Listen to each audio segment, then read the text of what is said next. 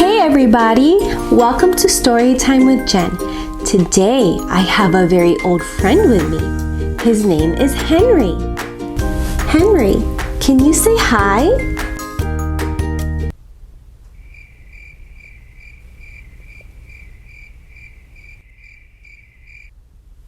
He's just being shy. Achoo! Excuse me. Thank you.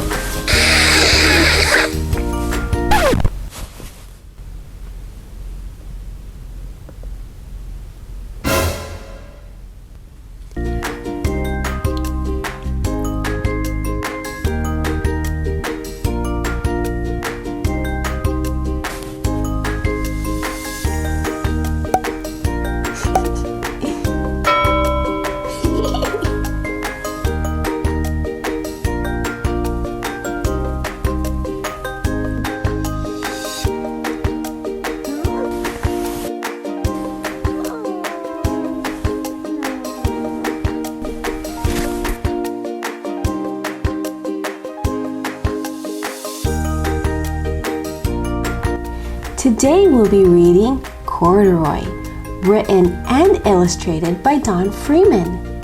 But first, let's tickle those ears to make sure they're ready to listen. Are you ready? Great, let's begin.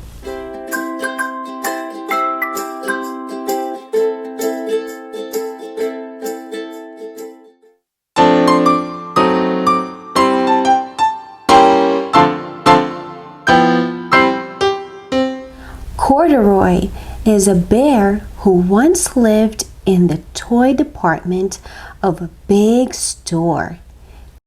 Day after day, he waited with all the other animals and dolls for somebody to come along and take him home.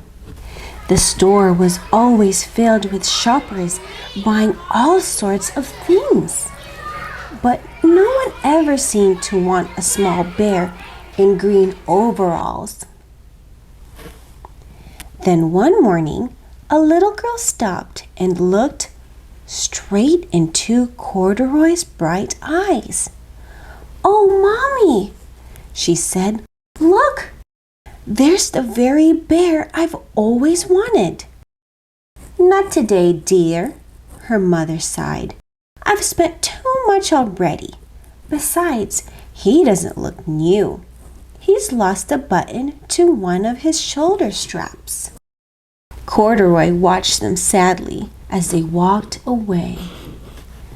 "I didn't know I'd lost a button," he said to himself. "Tonight I'll go and see if I can find it."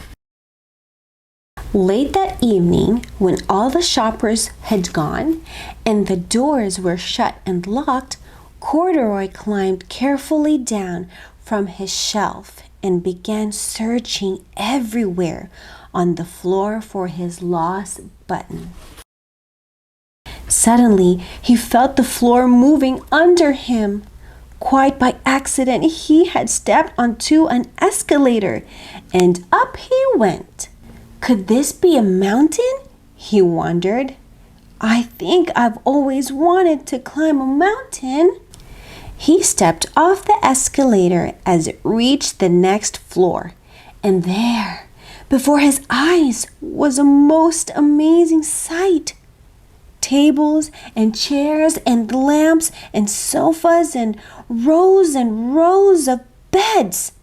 "This must be a palace," Corduroy gasped. "I guess I've always wanted to live in a palace." He wandered around, admiring the furniture. "This must be a bed," he said. "I've always wanted to sleep in a bed." And up he crawled onto a large, thick mattress. All at once, he saw something small and round. "Why, here's my button!" he cried, and he tried to pick it up. But like all the other buttons on the mattress, it was tied down tight. He yanked and pulled with both paws until pop! off came the button, and off the mattress Corduroy toppled, bang into a tall floor lamp. Over it fell with a crash. Corduroy didn't know it, but there was someone else awake in the store. The night watchman was going his round on the floor above.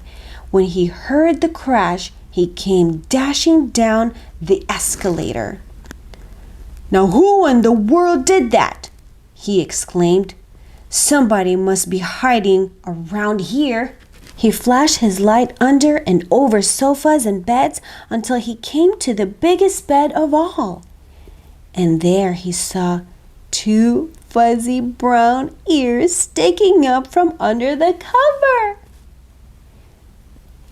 "Hello," he said. "How did you get upstairs?" The watchman tucked Corduroy under his arm and carried him down the escalator and set him on the shelf in the toy department with the other animals and dolls.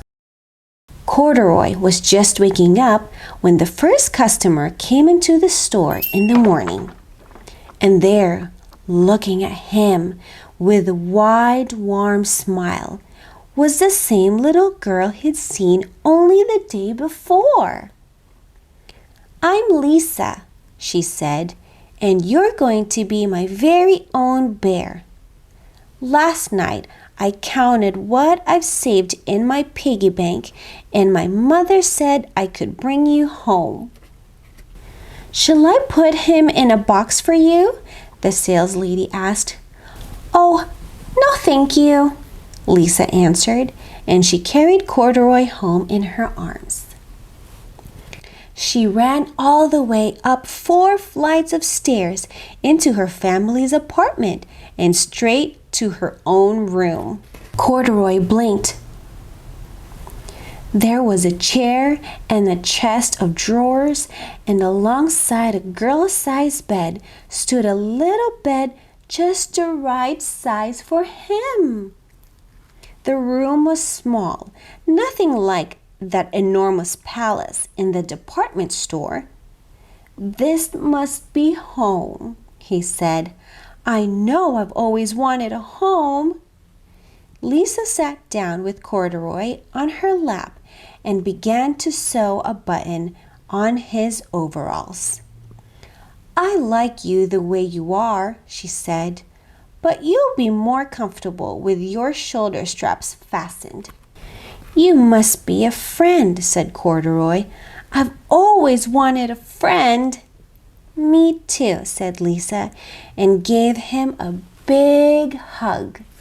I hope you enjoyed Corduroy today. He's such a sweet bear, and Lisa is such a sweet girl.